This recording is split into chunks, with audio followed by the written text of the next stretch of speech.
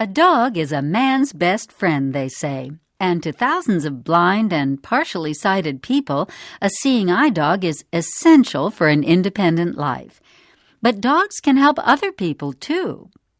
Today, we meet two very special dogs and their owners. I'm Susie McLeish, and this is Susie's Show.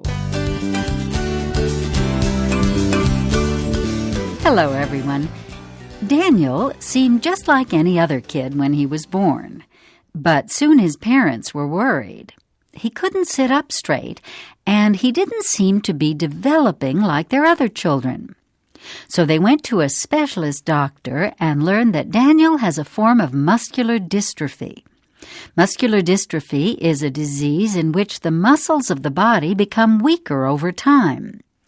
Most people with this disease need a wheelchair because their arms and legs become very weak and they have difficulty standing. Daniel's condition became worse, and now he needs help with every aspect of his life. But he has remained cheerful and independent, all thanks to his four-legged friend. Please welcome Daniel and his dog Yogi. Daniel, Yogi, welcome to the show. Thank you, Susie. It's a pleasure to be here.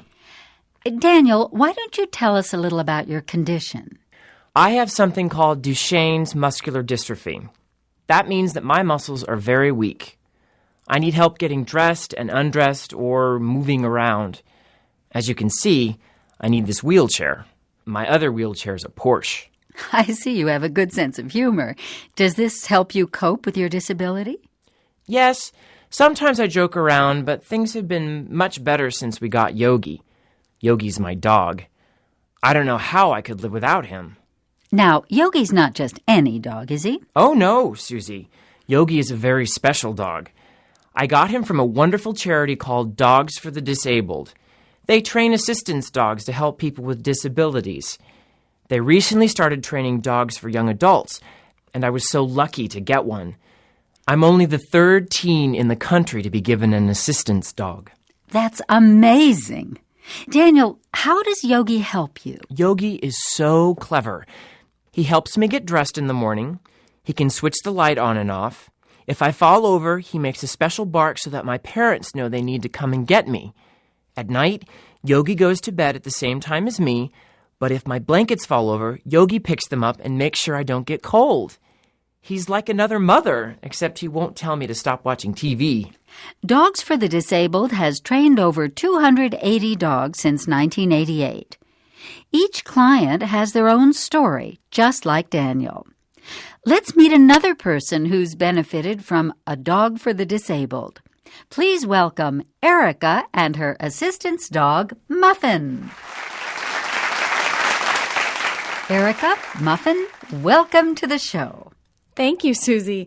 Sit, Muffin, sit. She's a bit excited by the bright lights. That's okay. Erica, would you tell us how you came to need an assistance dog? Nearly 10 years ago, I developed a rare brain virus. You were seriously ill and in the hospital, weren't you? Yes, I was. I was taken to a wonderful hospital in Chicago, where the doctors saved my life. And now I can walk, but not very well. My hands don't always work properly, and I don't have good balance. So you fall over a lot? Not a lot, but if I can't hold on to something, I sometimes fall. Well, how does Muffin help you? Well, if I fall over, Muffin can actually help me to stand up, or she can get help. She helps you to stand up? But she's so small. Yes, but she's very clever and very strong. How else has Muffin helped you live with your condition? Muffin is always there. She's a great companion. When my husband is at work, I'm never alone because I have the dog. She's a friend. It's that simple. Daniel, do you think of Yogi as a friend? Yes, I do.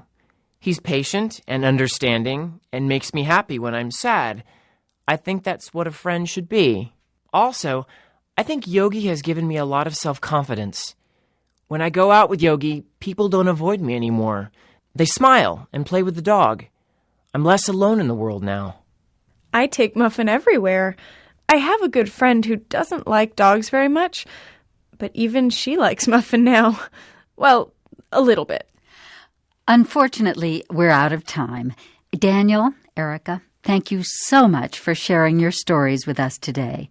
You can find out more about Dogs for the Disabled by visiting their website, www.dogsforthedisabled.org. See you next time!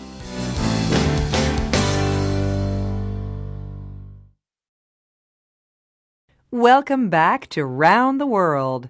It's been raining here on the East Coast all week, and I'd love to get away to somewhere warm and dry. And, well, my next guest happens to have just returned from the driest place on Earth. Nathan Sims, welcome to Round the World. Thanks, Lynn. It's good to be here. And believe me, I've been enjoying the rain this week. I'm sure. So, tell me, Nathan, where is the driest place in the world? Africa? Siberia? No and no. I'll give you another guess. Well, it has to be a desert, right? A hot, dry place with very little rain. So where is the driest desert? Well, Lynn, the driest place in the world is in South America. The country of Chile, in fact. Really? Is there a desert in Chile? Yes, there is. It's called the Atacama Desert. It's in the north of Chile and stretches between the coast and the Andes Mountains. The Atacama. That's probably new to most of our listeners. Could you spell it for us? Certainly. It's Atacama. Atacama. So how dry is the driest place on Earth? Well, Lynn, it almost never rains there. Officially, the driest place is the very center of the desert.